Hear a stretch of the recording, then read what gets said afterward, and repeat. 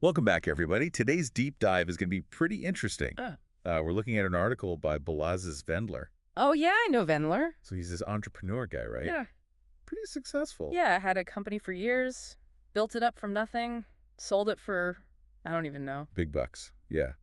And then on top of that, gets divorced after like 25 years of marriage. Wow.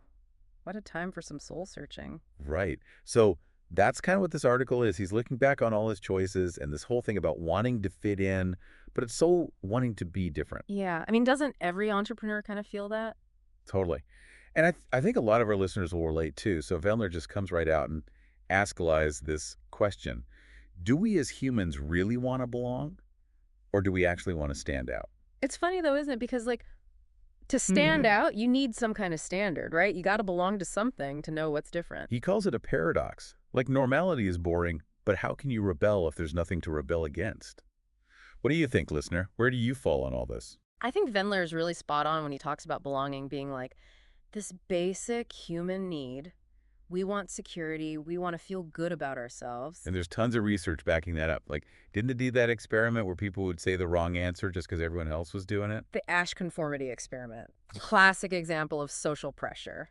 We hate being the odd one out. And Vendler doesn't just talk about it. He gets super personal. He's got these stories about being rejected, made fun of for his choices. Like, it really hurt him. It makes you realize how powerful that need to belong is. For entrepreneurs, though, it's tricky, isn't it? Oh, absolutely. You need people, your network, clients, but you also got to offer something different than everyone else. Right. If you're just like all the other businesses, why would anyone pick you? And this is where Vendler's entrepreneur side really comes out.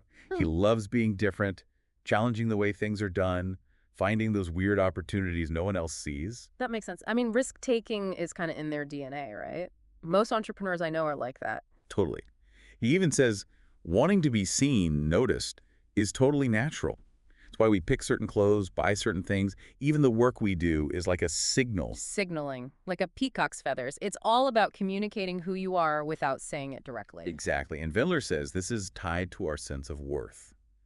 Being seen, recognized, that opens doors, leads to better chances in life. It's interesting. There's actually a whole theory about this in psychology, self-determination theory. It says we need to feel competent, autonomous, connected to others. And when people acknowledge what we do, it kind of fulfills that. So we've got this pull in both directions, Yeah. belonging and D, being different. Where does that leave us, especially if you're trying to build a business or just figure out your life? That's the big question. And Vendler doesn't pretend to have some easy answer, but his own experiences are super insightful, I think. For sure. He says something like, the best way to stand out is being like everyone else, just a little bit better. Catchy, right? It is. Makes you think of like finding your niche, your specialty. You got to have that thing that's yours, but people got to understand it too.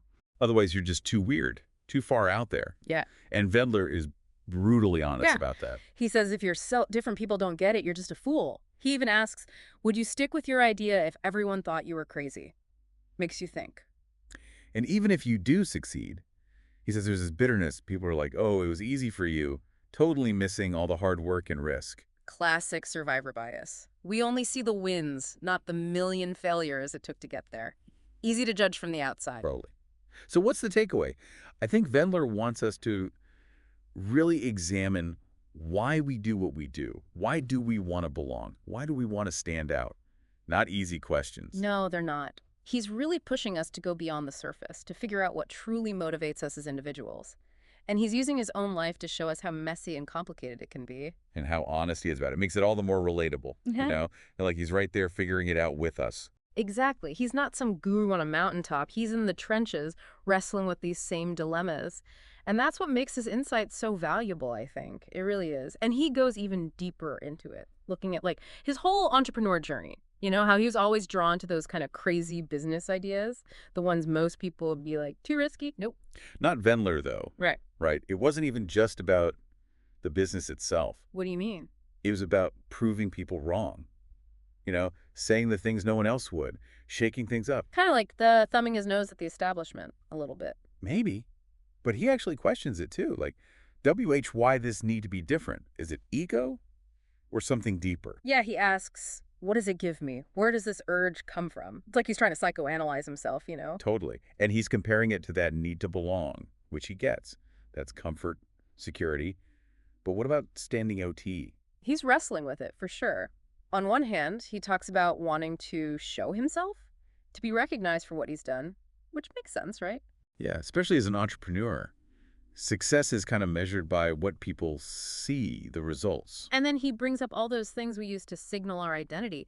Clothes, cars, the companies we build. It's like we're all curating this image of ourselves, hoping people will get it, Yeah. see us the way we want to be seen. It's fascinating, that back and forth between what we need inside and how other people react, you know? He says, feeling seen, being respected for your work, it can open so many doors. Opens up your network, boosts your career, gives you a bigger platform for your ideas. Right. But then he throws in this little curveball. He's like, but not always. And talks about being just a little bit better than others at something specific. Oh yeah, that line. Being like everyone else, but with that extra edge. He uses this analogy about stand-up comedians. The best ones are just a tad funnier than the average person, you know? So we relate, but they take it that extra step, make us laugh and think at the same time. And I think that's what Vendler is getting at with this a little bit better idea. It's about balance.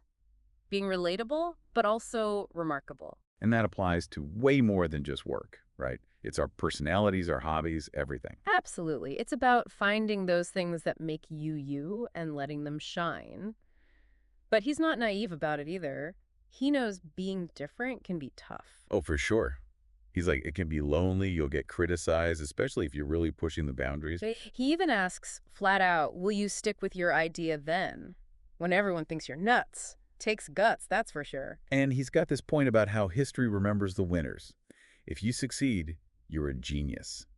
Hey. Fail, you're a fool from the start, got it messed up right. It is. It's like we oversimplify things. Success, good, failure, bad. But it's never that simple. Nope.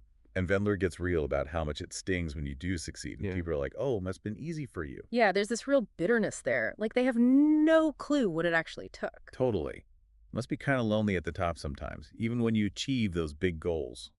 So where does all this leave us? I don't think Vendler is trying to give us the answer to this whole belonging versus standing out thing. It's more like he's prompting us to think about it really hard. You know, examine why we're doing what we're doing. And then he drops this bomb. Our differences are the same. What the heck does that even mean? Right. Kind of contradictory. But I think he's getting at something deeper. Like, even though we're all unique, we're all driven by similar stuff. The need for connection, purpose, that feeling of being valued. It's like he's saying we're all kind of the same deep down, even when we're trying so hard to be different. Maybe that's the key, you know? Realizing we've got these shared needs, but it's okay to express them in our own way. Like, it's not belonging or our standing out. It's finding a way to do both, but in a way that feels true to you. And Vendler is honest about how hard that can be. He actually warns against just blindly following that choose yourself stuff everyone's saying these days. Oh, yeah. He says it's not always fun and games. There are going to be times you doubt yourself, you know, feel alone. But he also kind of hints that those tough times are where the real growth happens. That's when you figure out who you really are. By pushing through the hard stuff, you develop this inner compass, that courage to keep going even when it sucks. Exactly. And he ends the article on this almost unsure note. He's like, I don't know, I've got no answers. I'm just figuring this out as I go. I love that.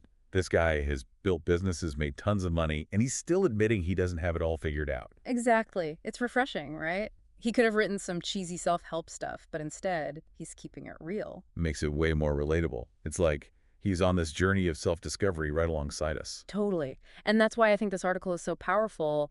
It's not some how-to guide. It's a conversation. It makes you think, like it's an invitation to really examine our own motives, our fears, figure out our own path. Yeah. No easy answers, but a lot of good questions. So as we wrap up this deep dive, we want to leave you with something to ponder. What's one tiny thing you could do this week to stand out a bit more? In a way that feels true to you, of course. Maybe it's speaking up at work, trying that weird hobby you've been thinking about, or just wearing that outfit that makes you feel awesome. It's not about being someone you're not, right? It's about letting those unique parts of you shine, even in small ways. Because those little differences, that's what makes life interesting. That's how we connect with each other, get inspired, keep growing. So go be your amazing different self. The world needs it. Couldn't have said it better myself. Until next time, keep diving deep.